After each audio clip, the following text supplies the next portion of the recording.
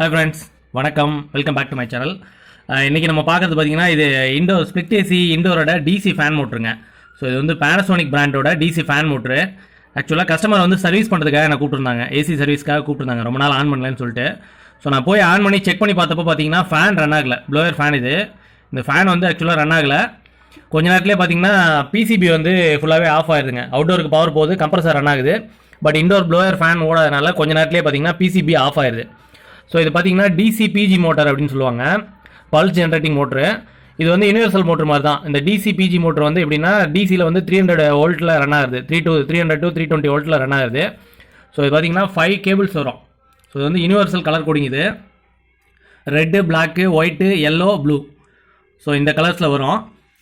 So இப்போ இதில் issue என்னென்னா மோட்ரு ப்ராப்ளமா இல்லை பிசிபி ப்ராப்ளமானு கண்டுபிடிக்க முடியாதுங்க. ஸோ வந்து 300 வோல்ட்டில் ரன் ஆகுது, டிசி 300 வோல்ட்டில் ரன் ஆகுது. ஸோ அதனால் வந்து நம்ம டேரெக்டாக வந்து மோட்டரை செக் பண்ண முடியாது, வைண்டிங்கும் வந்து அந்தளவுக்கு ப்ராப்பராக பண்ண முடியாதுங்க. பிஎல்டிசி மோட்ரு இது. ஸோ அதனால் வைண்டிங்கும் பார்த்திங்கன்னா நம்ம டேரெக்டாக எடுத்த உடனே மல்டிமீட்டரில் செக் பண்ணால் அவ்வளோ ப்ராப்பராக தெரியாது. ஸோ அதனால் மோட்ரு பிரச்சனையா இல்லை வந்து பிசிபி பிரச்சனையான்னு எனக்கு தெரியல.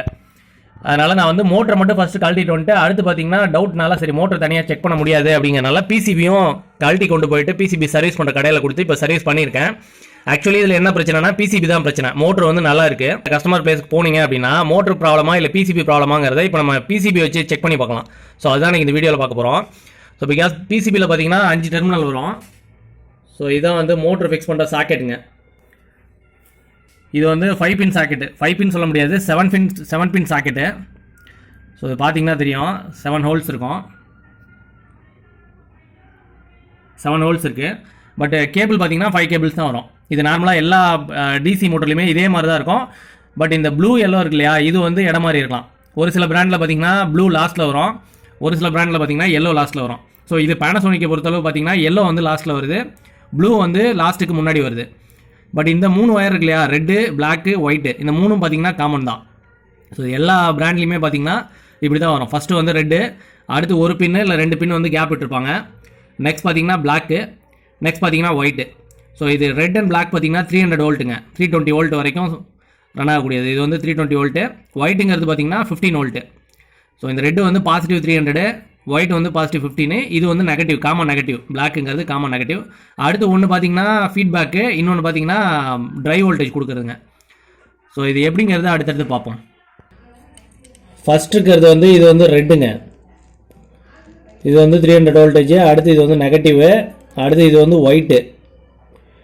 ஸோ இது வந்து விடிசி 15 வோல்ட்டு. அண்ட் இது பார்த்தீங்கன்னா ஃபீட்பேக் சிக்னலு. இது பார்த்தீங்கன்னா ட்ரை வோல்டேஜுங்க, 0 to 9.7 வோல்ட் வரைக்கும் ட்ரை வோல்ட் இதில் கொடுப்பாங்க. ஸோ நம்ம ஸ்பீடு அட்ஜஸ்ட் பண்ணுறதுக்கு ஏற்றாப்புல ட்ரை வோல்ட்டு மாறுங்க. ட்ரை வோல்ட் மாற ஸ்பீடு வந்து அட்ஜஸ்ட் ஆகும். அதுக்கு தகுந்தாப்புல ஃப்ரீக்வன்சி, அதாவது பல்ஸ் வந்து இதில் ஜென்ரேட் ஆகும். மோட்டர்லேருந்து ஃபீட்பேக் சிக்னல் வந்து பிசிபிக்கு வரும். ஸோ அதை வச்சு தான் இந்த பிசிபி ட்ரைவ் ஆகுது.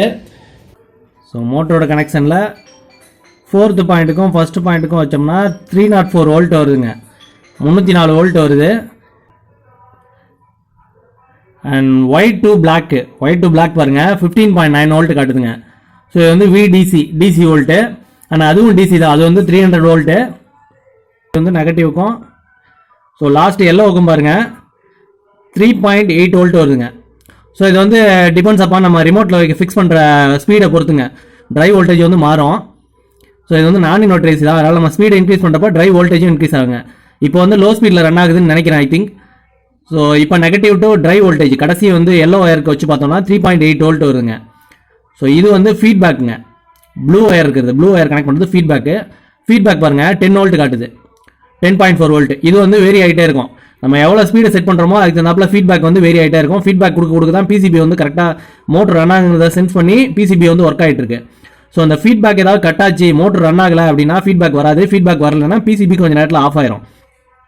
ஸோ இந்த மாதிரி செக் பண்ணுறப்ப கஸ்டமர் பிளேஸில் மோட்டர் ரன் ஆகலைன்னா பிசிபி எடுத்து இந்த மாதிரி செக் பண்ணிங்கன்னா 3 வோல்ட், 300, 15 அண்ட் ட்ரை வோல்டேஜ் இந்த 3 வந்துச்சு அப்படின்னா பிசிபியில் எந்த இஷ்யூ இல்லை, மோட்டர் தான் ப்ராப்ளம் அப்படிங்கிறத கன்ஃபார்ம் பண்ணிக்கலாம். பட் இந்த வோல்டேஜஸில் ஏதாவது ஒன்று ஹையாவோ லோவோ வந்ததுன்னா பிசிபியில் இஷ்யூ இருக்குது அப்படிங்கிறத கன்ஃபார்ம் பண்ணிக்கலாங்க.